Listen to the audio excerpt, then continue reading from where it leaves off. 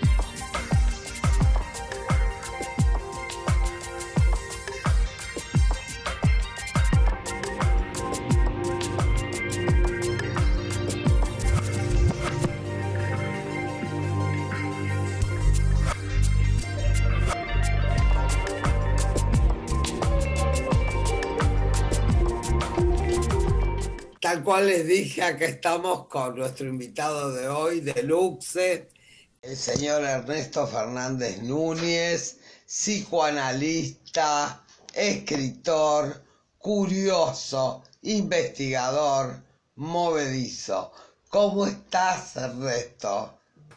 Bueno, ¿cómo estás, Luisa? Un gusto que me hayas vuelto a invitar a este programa que yo siempre lo repito, es un programa de culto prácticamente el tuyo, y a mí me encanta porque me parece que tu espacio defiende la voluntad de pensar, que es una voluntad que está bastante abolida últimamente y donde la gente por las circunstancias se niega a pensar en todas las cosas que le van pasando. Así que me parece que tu programa, a mí me encanta que me invites porque es como un cable a tierra donde el mensaje tuyo es bien consistente. Hay que pensar para poder resolver las cosas, ¿no?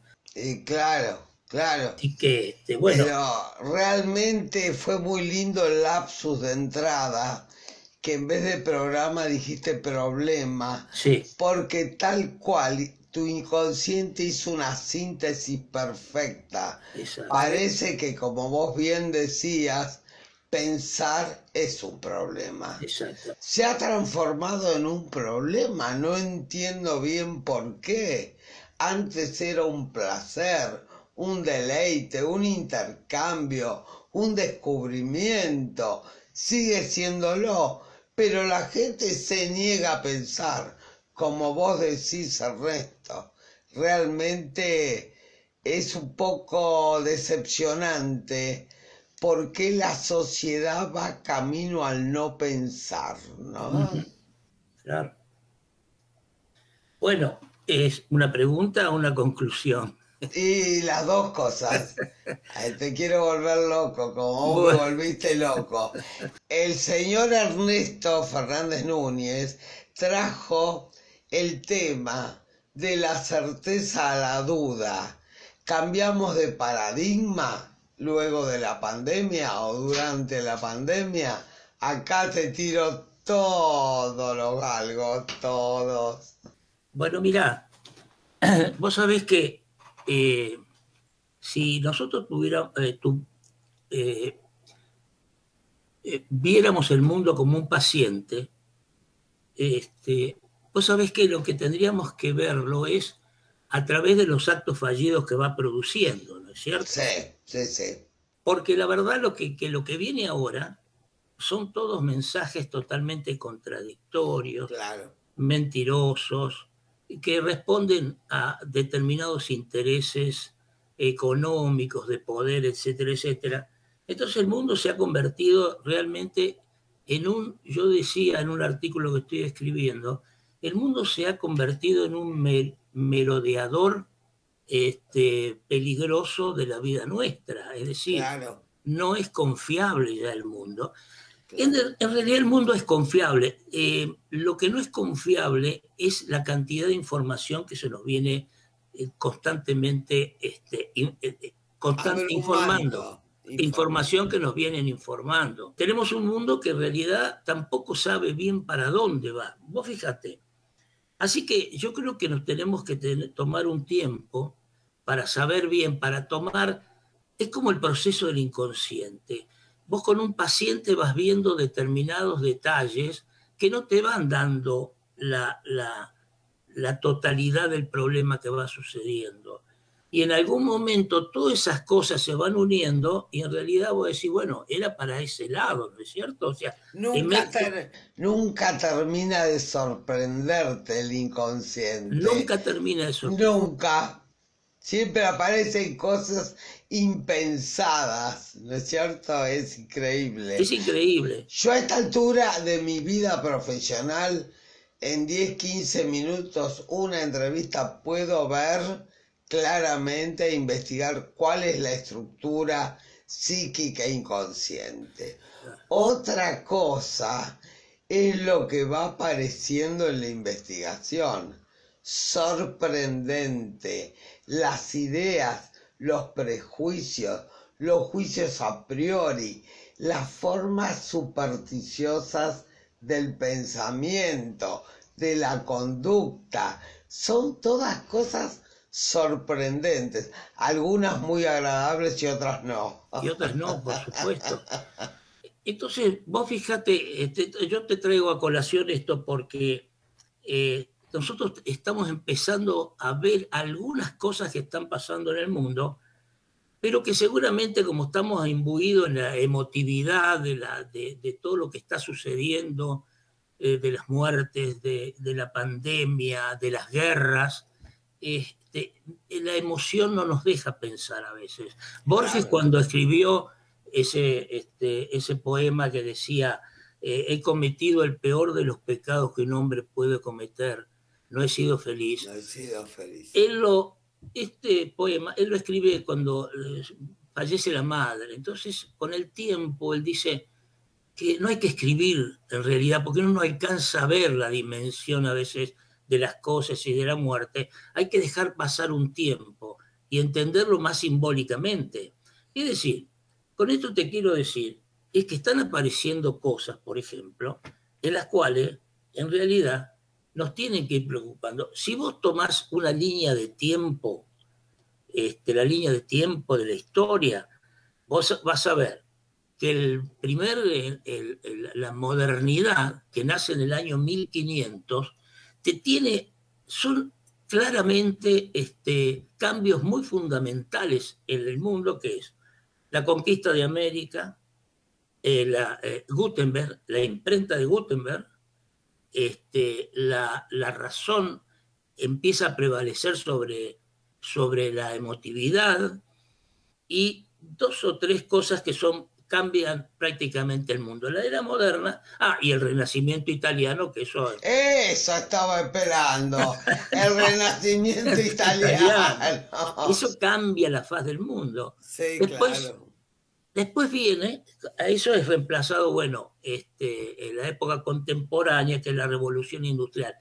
Pero eran ejes, digamos, eran paradigmas muy claros de lo que había que sacar. Eran modelos donde el mundo se tenía que adaptar a eso y en realidad se iban adaptando, iban asumiendo los cambios y los paradigmas estaban muy claros, ¿no? El mundo del arte, el mundo de la industria. En los años 60 aparece lo que se llamó la posmodernidad líquida. Sí. Este concepto lo habla un sociólogo que se llamó Bauman, polaco que acaba de fallecer hace 2 o 3 años, y él habla de que en realidad a partir de los años 60, hace muy poco, tenemos una vida, digamos, aparece la sociedad líquida, todo es líquido, el amor líquido, el trabajo líquido. Líquido habla porque es como el agua, ¿me entendés? No hay, el agua se va desparramando por todos lados y va saliendo, pero no hay raíces que el agua pasa, es decir, no hay raíces profundas en lo que se va haciendo. El año 60 tiene una clara origen. Bueno, es así superficialmente, es la aparición de las tarjetas de crédito en representación del consumo masivo, la falta de arraigo a los vínculos profundos, y sobre todo el gran chupetín de madera que fue en los años 60, creer que la globalización iba a resolver todos los problemas. Claro. Y la globalización lo que hizo, trató de darle a todo el mundo una identidad igual. No tuvo consideración ni en las etnias, ni en la historia cultural de los países, ni de la gente, ni la religión, ni la cultura. Y esto produjo lo que se produjo ahora. Nunca el mundo estuvo tan complicado en las guerras que están sucediendo ahora. El tema de Afganistán, bueno, es un tema que después te voy a comentar algo, pero en realidad, ¿qué ha pasado ante esa falta digamos, de certezas? Porque lo que nosotros tenemos ahora, en realidad, una falta, digamos, de saber hacia dónde vamos. Pero te quiero contar esto. ¿Cómo repercutió en la gente?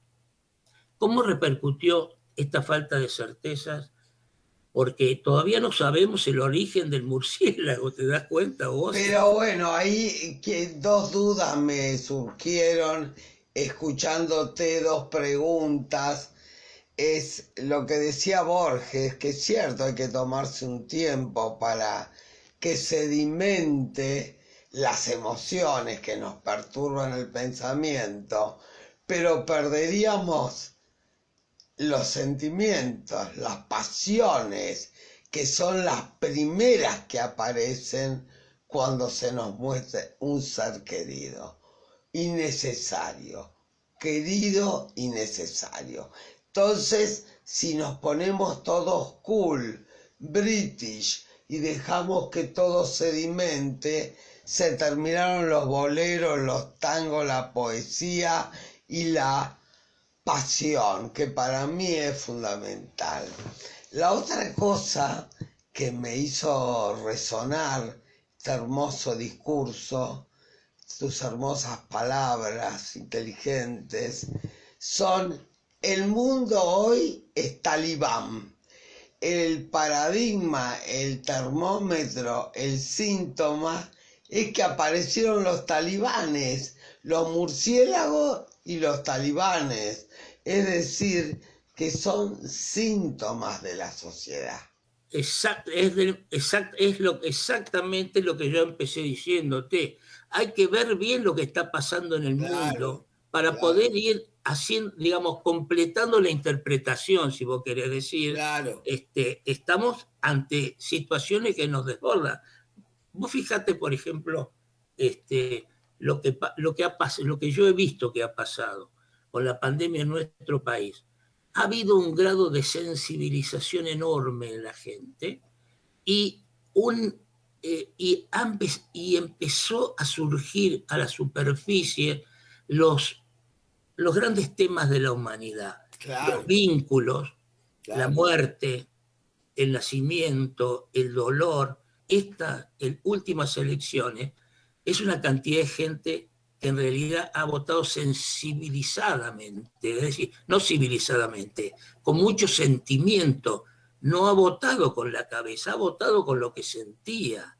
Y lo que evidentemente la pandemia nos ha traído y nos ha dejado es una convicción de que nosotros tenemos que decir lo que sentimos y expresarlo. Es decir, vos fíjate, yo he estado leyendo, me mandan libros a mí, Y también en la escritura, vos vas a ver que en la escritura se nota también el efecto del aislamiento, del dolor de la pandemia.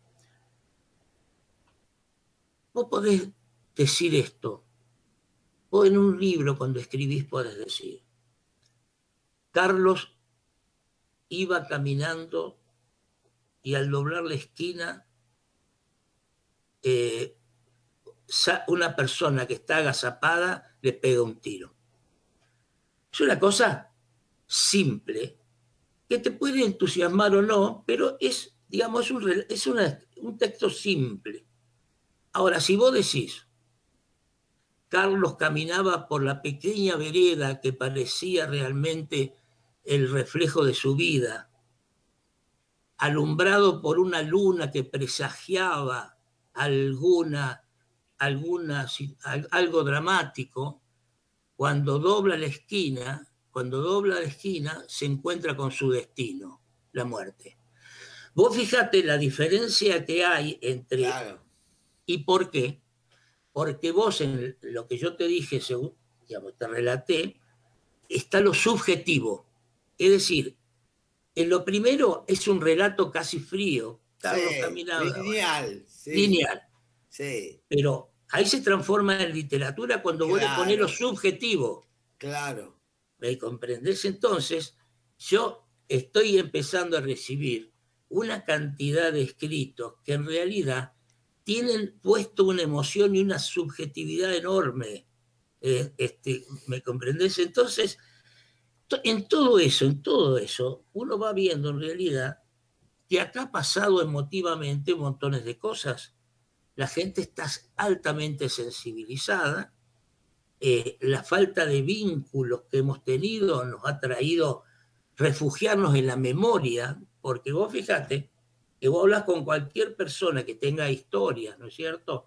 Y tiene un amor por sus hijos, por sus nietos, le teme a la muerte. Es decir, esto nos ha vuelto a nosotros a volver a recuperar una relación con nosotros mismos también. Volvimos a ser humanos. Y yo pensaba recién escuchándote, Ernesto, que sin subjetividad tampoco hay vida.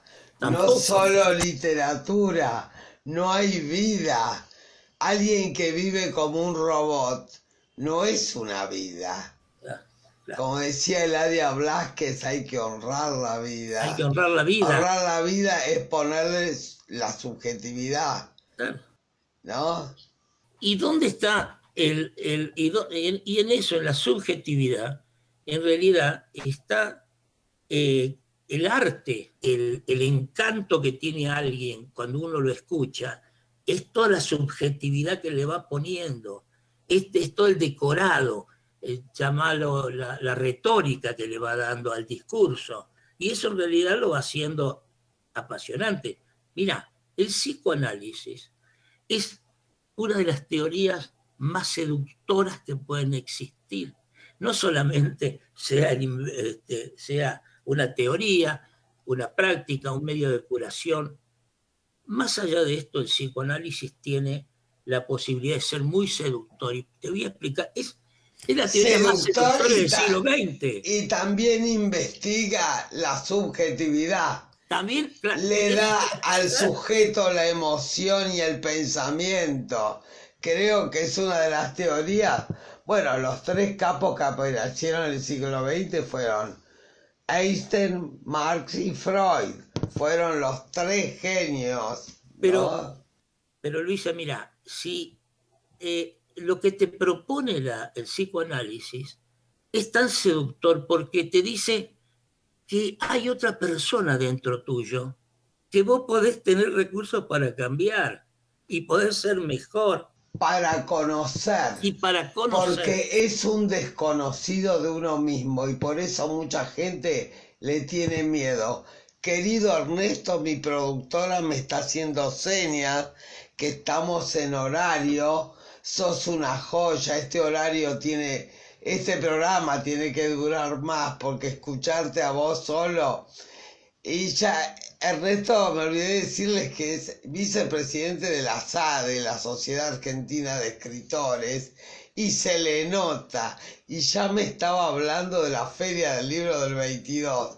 Es positivo en sus certezas vivenciales. ¿Cómo agradecerte, Ernesto?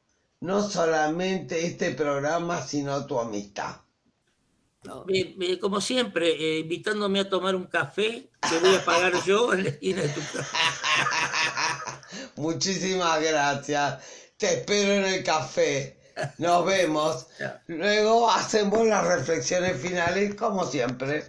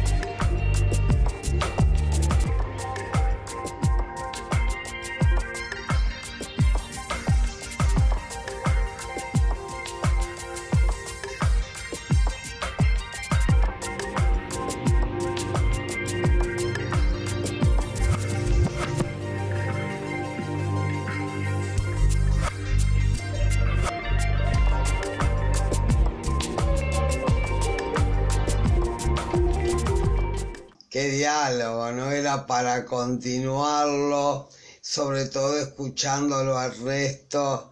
Qué interesante, qué tipo investigador, culto, curioso.